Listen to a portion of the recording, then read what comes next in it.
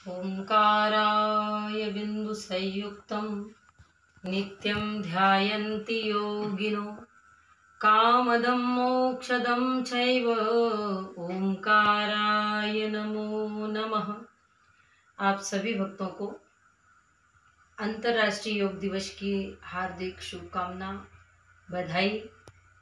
हम परम सौभाग्यशाली हैं भारत के लोग, जो भारत के मनीषियों ने हमें दिया उस विधा को संपूर्ण विश्व में हमारे भारतीय लोगों ने पहुंचाया। इसके लिए मैं सभी को बहुत बहुत शुभकामना प्रेषित करती हूँ। आइए, योग दिवस, योग के अधिष्ठाता भगवान शिव हैं और हमारे ऋषि मुनि, हमारे मनीषियों ने इसे पूर्व में पहुंचाया, जिसके कारण हमारे यहाँ के ऋषि मुनि हजारों वर्ष की आयु जीते थे। आज संपूर्ण विश्व भर में, मैं भारत की बात नहीं करती हूँ, भारत में तो फिर भी लोग स्वस्थ हैं, लेकिन विश्व भर में लोग बीमारियों से जूझ रहे हैं। किसी को शुगर हो रही है, तो किसी को हाई टेंशन हो रहा है, और किसी को हाई बीपी है, किसी को लो बीपी है, और यहाँ तक भी सुना जाता है कि 20 साल के बच्चे को भी हार्ट अटैक आ रहा है और उसकी मृत्यु हो रही है। इसका कारण हमारा आहार विहार बिगड़ा है। आइए, आज इस अंतर्राष्ट्रीय योग दिवस से हम सब लोगों ने संकल्प करना है कि हम योग करेंगे और निरोग रहेंगे। ऐसी ही कुछ मुद्राएं हैं जिनको हमें नित्य करना चाहिए, जिससे हम स्वस्थ रहें। बहुत ज़्यादा हम कुछ ना कर पाएँ तो हमारे यहाँ शास्त्रों ने भी नियम बताया है, हमें सूर्य नमस्कार करना चाहिए। और सूर्य नमस्कार के यह जो 12 मंत्र हैं, उन 12 मंत्रों को करते हुए संपूर्ण हमारे शरीर का योग हो जाता है, इसके आसन हो जाते हैं। इसलिए आप सभी लोग सूर्य नमस्कार सीखें और उसी को करें। मैं स्वयं भी अस्वस्थ रहती थी, लेकिन जब से मैंने योग करना प्रारंभ किया, आज मैं बहुत अच्छे से दिन भर मेरा बहुत अच्छा ऊर्जा में निकलता है। और मैं सभी को ऐसा ही संदेश देना चाहती हूँ, और युवा पीढ़ी को विशेष करके, क्योंकि आपके ऊपर संपूर्ण देश की, संपूर्ण राष्ट्र की जिम्मेदारी है युवा और युवतियों का। आज भारत में रहने वाले लोगों का, युवाओं का, युवतियों का पतन हो रहा है, क्योंकि इस सद्मार्ग पे जाने की वजह लोग व्यसन कर रहे हैं, शराब पी रहे हैं, और युवा अवस्था में ही अपने फेफड़ों को खराब कर रहे हैं। तो हम किस प्रकार से राष्ट्र की सेवा कर पाएंगे, हम धर्म की रक्षा कैसे कर पाएंगे। आइए, मैं ऐसे ही बहुत हल्के ऐसे कुछ आसन आपको बताती हूँ जो हमें नित्य ही उपयोग में लेने चाहिए। प्रारंभ से हम अगर प्रातःकाल उठते हैं तो हमारा नियम है कि उठ करके हमें अभिवादन करना चाहिए मातृभूमि का, इस भूमि माता का। प्रातः स्मरामि भवभीति हरम सुरेशम गंगाधरम वृषभवाहनम अंबिकेशम। आइए, हम कुछ योग के नियम बताना प्रारंभ करते हैं। सर्वप्रथम हमें प्राणायाम ही करना चाहिए, क्योंकि ध्यान हमारा एकाग्र होगा तब हमारा पवित्र मन होगा, और पवित्र मन के अंदर अच्छी आत्मा का संचार होता है और हमारी बुद्धि नियंत्रित होती है, मन हमारा अच्छे कार्यों में लगता है और हम सकारात्मक विचारों से ओतप्रोत होते हैं। आज दुख का कारण यही है कि हम नकारात्मक पहले सोचते हैं।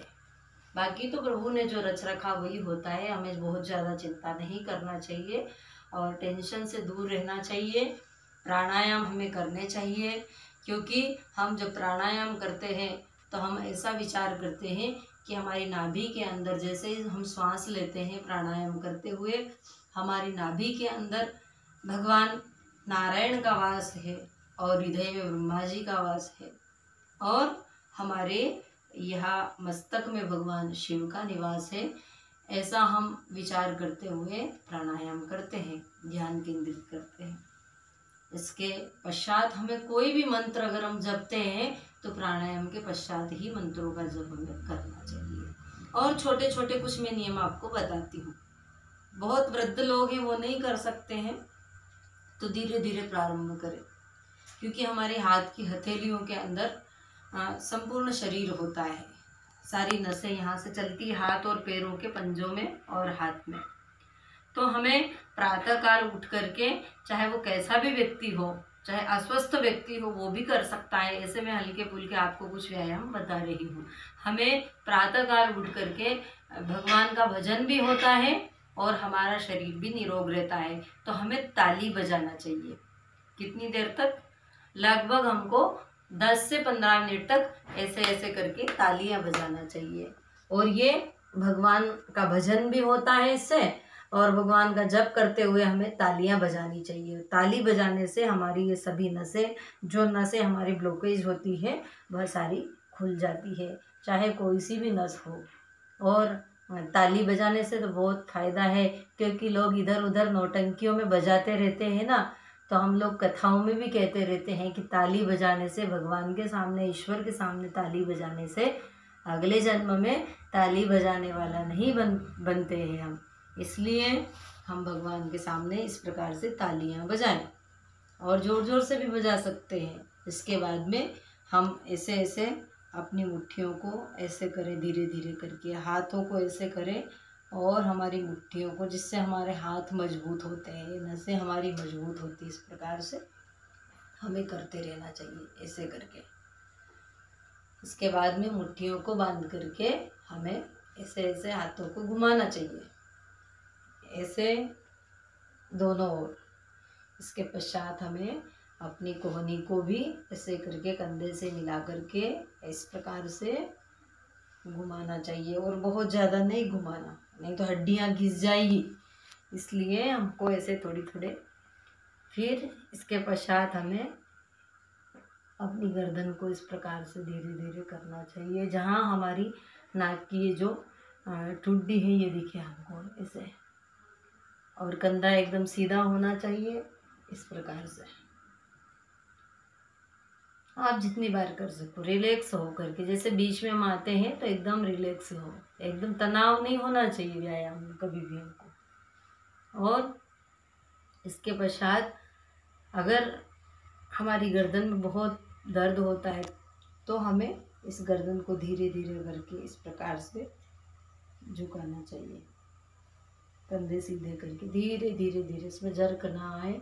और फिर इसके पश्चात अगर आप कर सकते हैं, जिनको चक्कर नहीं आते हैं, वो धीरे धीरे ऐसे भी घुमा सकते हैं, दो बार ऐसे घुमा कर फिर ऐसे रिटर्न। और मैं आपको कुछ बताती हूँ उसके पश्चात। ये तो हुआ गर्दन और हाथ का बहुत हल्का फुल्का। हम अपने हाथ को ऐसे ले जाएं, और ऐसे ले जाते हुए इस हाथ को पूरा ऊपर की ओर ले जाएंगे, ऐसा ले जाएंगे। ऐसा झुकना नहीं है, हमें बिल्कुल भी नहीं झुकना है, और हाथ भी एकदम कान के पास ले जाना है। ये खड़े होके करना है हमको, मैं बैठे बैठे आपको बता रही हूँ। और ऐसे ही धीरे धीरे लाना, फिर इस हाथ को ऐसे ऐसे करके हमको ले जाना है धीरे धीरे धीरे धीरे, और ऊपर की ओर हम जितना ले जा सकें, ऐसा कान के पास, इसको गर्दन टेढ़ी हमारी ना हो, और फिर इसको धीरे धीरे करके इस प्रकार से नीचे लाना है। इसको करने के पश्चात अगर आपके कंधों में और नसों में, पीठ में बहुत दर्द है, तो दीवार के सहारे खड़े होकर के भी हाथ को ऐसे ऐसे गोल गोल घुमाना है आपको, बहुत सहारे से खड़े होकर के। मैं आपको बताती हूँ खड़े होकर के। जैसे ये दीवार है, तो हमारे जैसे हम टिक गए हैं, और एकदम सीधा हमको रहना है। हाँ, और ध्यान रहे कि इसको करते समय हम अपने गुरु मंत्र का जप करते रहें। वैसे तो लोग बहाने बनाते रहते, समय नहीं है, समय नहीं है, लेकिन नहीं करना हो तो लोग कहते समय नहीं है। समय तो हमारा कोई छीन नहीं सकता। तो इस प्रकार से हमको ऊपर की ओर ये हाथ ले जाना है पूरा। ऐसे भी घुमा सकते हैं हम, पलट करके भी, ऐसे हाथों को ऐसे पलट करके भी हाथ को इस प्रकार से हम घुमा सकते हैं पूरा ऐसे। ऐसा करने से जिन लोगों को पैरालिसिस होता है, वो धीरे धीरे धीरे धीरे उनके हाथों की नसों में संचार होने लगता है रक्त का, और वह स्वस्थ होने लगते हैं। फिर वैसे ही थोड़ा थोड़ा अब हम पैर का भी व्यायाम करेंगे। पैरों को ऐसे लंबा करके एकदम रिलैक्स हो करके दोनों पंजों को इस प्रकार से एक साथ भी घुमा सकते हैं ऐसे, और फिर ऐसे उल्टा घुमाना है हमको। पहले दिन जब हम करेंगे तो हमारी नसों में थोड़ा तनाव रहेगा, फिर धीरे धीरे इसकी आदत बन जाएगी और आपको बहुत अच्छा महसूस होगा। ये पैरों के लिए, बहुत ज़्यादा नहीं कर सके तो बस इतना ही पैरों के लिए करें। और फिर जो कर सकते हैं, जिनको पीठ की समस्या अधिक नहीं है, वो लोग अंगूठे को पकड़ करके अपनी इस गर्दन को ऐसे करके ऐसे ऐसे लगा सकते हैं। इस प्रकार से हमको लगाना है। और अगले वीडियो में हम फिर आपसे मिलेंगे। आप सभी को पुनः अंतर्राष्ट्रीय योग दिवस की बहुत बहुत शुभकामना, बधाई।